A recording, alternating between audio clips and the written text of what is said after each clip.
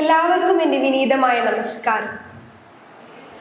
ആത്മസത്യം നേടുക എന്ന ജീവിത പരമോന്നത ലക്ഷ്യം നേടാൻ അനുപേക്ഷണീയമായ ഒന്നാണ് അഹിംസ അഥവാ ജീവകാരുണ്യം. പരദ്രോഹ ചിന്തയില്ലാതെ മറ്റു ജീവജാലങ്ങളോട് സമഭാവനയോടെ ജീവിക്കുക എന്നതാണ് സത്യാന്വേഷണ സാധനം. മറ്റു ജീവി വർഗങ്ങളോട് ദയ കാണിക്കുന്നതാണ് ഒരു മനുഷ്യന്റെ ജീവിതത്തിലെ ഏറ്റവും വലിയ ധർമ്മമെന്നും അങ്ങനെ ആ മനുഷ്യൻ തന്റെ ജീവിതത്തിൽ വിജയിക്കുന്നുവെന്നും ഗുരു ഇവിടെ പറയുന്നു. പരദ്രോഹ ചിന്തയില്ലാതെ മറ്റു ജീവികളോട് ദയ കാട്ടി അവരെ സ്വന്തം എന്ന് കരുതി അവരെ ഒരേ കണ്ണോടെ കാണാൻ നമ്മളെ ഈ കൃതി പഠിപ്പിക്കുന്നു. ശ്രീനാരായണ ഗുരുദേവന്റെ ജീവകാരുണ്യ പഞ്ചകത്തിന്റെ കേന്ദ്ര ആശയം തന്നെ ഒരു മനുഷ്യന്റെ ജീവിതത്തിലെ ഏറ്റവും വലിയ മഹത്വം ജീവകാരുണ്യത്തിലൂടെയാണ് എന്നതാണ്. എല്ലാവരും ആത്മസഹോദരെന്നല്ലേ പറയേണ്ടതിതോർക്കുകിൽ നാം, കൊല്ലുന്നതുമെങ്ങനെ ജീവികളെ തെല്ലും കൃപയറ്റു ഭുജിക്കയതും. സർവവ്യാപിയായ ഈശ്വരന്റെ പരമസത്യമായ ആത്മാവിൽ നിന്നും ഉണ്ടായതാണ് ഈ പ്രപഞ്ചത്തിൽ കാണുന്നവയെല്ലാം. അതുകൊണ്ട് തന്നെ അവ പരസ്പരം സഹോദരങ്ങളാകുന്നു. ഇക്കാര്യം ചിന്തിച്ചാൽ തന്നെ ഒരു മനുഷ്യന് എങ്ങനെ മറ്റു ജീവി വർഗങ്ങളെ കൊല്ലാൻ സാധിക്കുന്നു, എങ്ങനെ ഒരു ദയയും കൂടാതെ മറ്റു ജീവജാലങ്ങളുടെ മാംസം ഭക്ഷിക്കാൻ സാധിക്കുന്നു. അങ്ങനെ മറ്റു ജീവികളെ കൊല്ലുകയും അവയുടെ മാംസം ഭക്ഷിക്കുകയും ചെയ്യുന്ന ഒരുവന്റെ ജീവിതത്തിൽ അഹങ്കാരവും ഭേദചിന്തയും വർദ്ധിക്കുകയും അവൻ സത്യദർശനത്തിൽ നിന്നും അകന്നു പോവുകയും ചെയ്യുന്നു. കൊല്ലാവൃതമുത്തമമാമതിലും തിന്നാവൃതമിത്രയും ഉത്തമമാം, എല്ലാ മതസാരവും ഓർക്കിലിതെന്നല്ലേ പറയേണ്ടതു ധാർമ്മികരെ. ആത്മസാക്ഷാത്കാരത്തിനുതകുന്ന ധർമ്മങ്ങളിൽ ഏറ്റവും ശ്രേഷ്ഠമായ ഒന്നാണ് അഹിംസ. പരദ്രോഹ ചിന്തയില്ലായ്മയാണ് അഹിംസയുടെ ആന്തരരൂപം. ഞാൻ വേറെ നീ വേറെ എന്ന് ചിന്തിക്കുന്നിടത്തു നിന്നാണ് ഭയവും ഭേദചിന്തയും ഉണ്ടാകുന്നത്. പരദ്രോഹ ചിന്ത വെടിഞ്ഞ് സർവചരാചരങ്ങളോടൊപ്പം സമഭാവനയോടെ ജീവിക്കാൻ ദൃഢനിശ്ചയം എടുക്കുന്ന ഒരാളുടെ ജീവിതത്തിൽ അവന്റെ സ്വധർമ്മ നിർവഹണത്തിനു വേണ്ടി ഹിംസ ചെയ്യേണ്ടി വന്നാലും അത് ഹിംസയാകുന്നില്ല. സ്വാർത്ഥ താല്പര്യങ്ങൾക്കു വേണ്ടി മറ്റു ചരാചരങ്ങളെ ദ്രോഹിക്കാതിരിക്കുന്നിടത്തു നിന്നാണ്, കൊല്ലാതിരിക്കുന്നിടത്തു നിന്നാണ് അഹിംസ ആരംഭിക്കുന്നത്.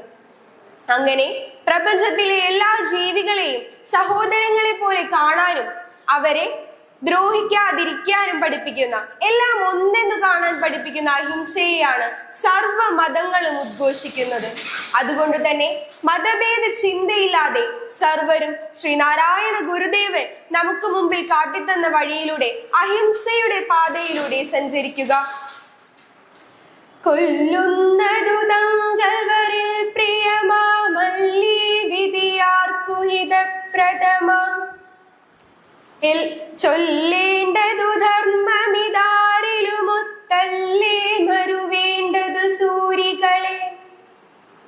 ഹിംസയിൽ കൊല്ലപ്പെടുന്നവൻ താനോ തനിക്ക് വേണ്ടപ്പെട്ടവനോ ആണെങ്കിൽ അത് ആർക്കെങ്കിലും ഇഷ്ടമാകുമോ? ഹിംസ തുടങ്ങി വെച്ച ക്രൂരതകൾ ആരുടെയും കുത്തകയല്ല. പ്രകൃതിയുടെ ഈ അചഞ്ചലമായ നിയമം ഒരിക്കലും തെറ്റുകയില്ല. എപ്പോഴും ഒരുവന്റെ ഹിതം മാത്രം അനുസരിക്കണമെന്നും നിർബന്ധമില്ല. കൊല്ലുന്നവൻ ഏതു നിമിഷവും കൊല്ലപ്പെടാവുന്നവനായി മാറാവുന്നതേയുള്ളൂ. നാം ചെയ്യുന്ന ക്രൂരതകൾ ഒരു നാൾ നമ്മെ തന്നെ തേടി വരും എന്ന ചിന്ത നമുക്കുണ്ടാകണം. ഈ ധർമ്മ നിയമം അറിവുള്ളവർ അറിവില്ലാത്തവർക്കായി പകർന്നു നൽകണം. അതിനനുസരിച്ച് ജീവിക്കുകയും വേണം. കൊല്ലുന്നവനില്ല ഭുജിപ്പതിനാളില്ലെങ്കിലശിക്കുക തന്നെ ദൃഢം, കൊല്ലിക്കുക കൊണ്ട് ഭുജിക്കുകയാ കൊല്ലുന്നതിൽ നിന്നുമൊരത്തരകം.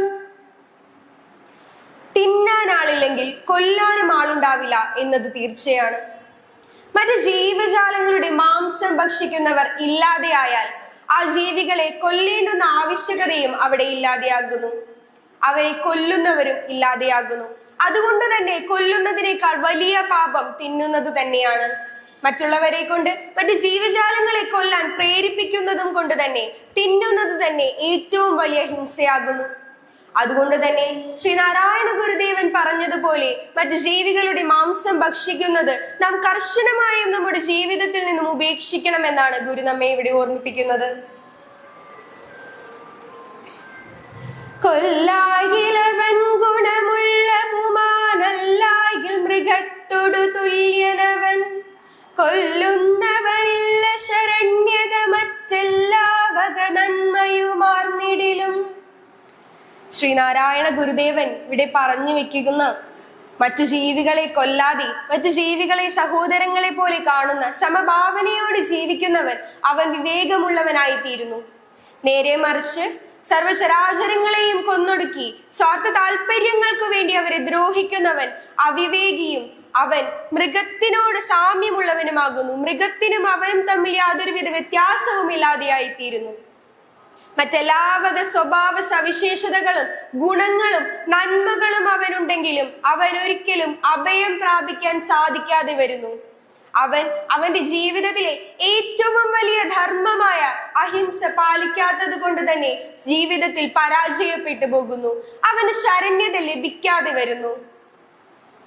ഗുരുദേവൻ നമുക്കായി പറഞ്ഞു വെക്കുന്നു, ജാതി, മതം, ഭേദം, വർഗം എന്നീ വേർതിരിവുകൾക്കപ്പുറം മറ്റ് ജീവജാലങ്ങളോട് ദയ കാണിക്കേണ്ടതിന്റെ ആവശ്യകത. മനുഷ്യനിൽ ദയ, സ്നേഹം, സഹാനുഭൂതി, അഹിംസ, കരുണ എന്നിങ്ങനെയുള്ള മൂല്യങ്ങൾ വളർത്തിയെടുക്കുക എന്ന ഉദ്ദേശത്തോടു കൂടിയാണ് ശ്രീനാരായണ ഗുരുദേവൻ ജീവകാരുണ്യ പഞ്ചകം രചിച്ചിട്ടുള്ളത്. ഒരുവന്റെ ജീവിതത്തിലെ ഏറ്റവും മഹത്തരമായ ധർമ്മം മറ്റ് ജീവികളോട് ദയ കാണിക്കുകയും അവരെ സംരക്ഷിക്കുകയും ചെയ്യുക എന്നതാണ്. ഒരു മനുഷ്യന്റെ ആത്മീയ പുരോഗതിയിലേക്കുള്ള അടിത്തറ തന്നെ ജീവകാരുണ്യത്തിലൂടെ ആകുന്നു എന്നാണ് ഗുരു നമ്മെ ഉദ്ബോധിപ്പിക്കുന്നത്. അതുകൊണ്ട് തന്നെ ശ്രീനാരായണ ഗുരുദേവൻ നമുക്കായി പകർന്നു നൽകിയിട്ടുള്ള മൂല്യങ്ങൾ നമ്മുടെ ജീവിതത്തിൽ പകർത്തിയെടുക്കാനും അത് പ്രാവർത്തികമാക്കാനും നമുക്ക് സാധിക്കട്ടെ എന്ന് ആശംസിച്ചുകൊണ്ട് എല്ലാവർക്കും നന്മകൾ മാത്രം വരട്ടെ എന്ന് ഗുരുദേവ നാമത്തിൽ പ്രാർത്ഥിച്ചുകൊണ്ട് ഞാൻ എൻ്റെ എളിയ വാക്കുകൾ ഉപസംഹരിക്കുന്നു. നന്ദി, നമസ്കാരം.